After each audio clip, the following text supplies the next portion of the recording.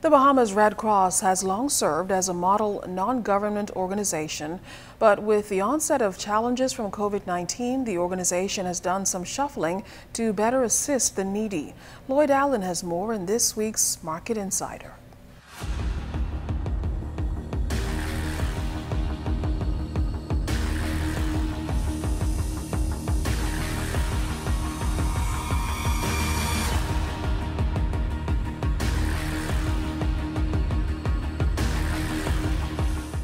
As you may be aware, the Red Cross, we are what you call the auxiliary to government. Red Cross Director General Sean Brennan says the business of service has proven critical in recent months. It's out of this need the Red Cross maintains its position as a leading NGO.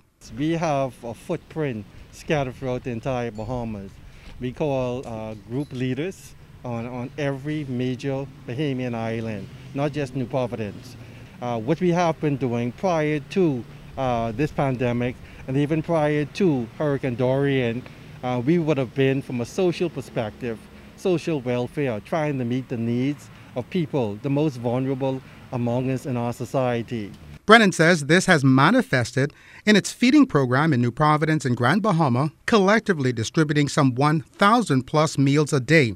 There is also the psychosocial support program. This is really meeting the needs of people with underlying issues pertaining to maybe anxiety. We've had upticks in terms of people reaching out to us for that level of assistance. He says parcel distributions have long continued alongside initiatives like the provision of water trucks, first aid and business restart training sessions. Financing, he says, continues to evolve. I want to focus on probably the food task force. We have, in that program alone, we've been able to through our donors, international as well as domestic donors, generate in excess of $500,000. International appeal, particularly in Canada and the United States, stand in excess of $40 million, money designated for specific programs while efforts on the ground continue.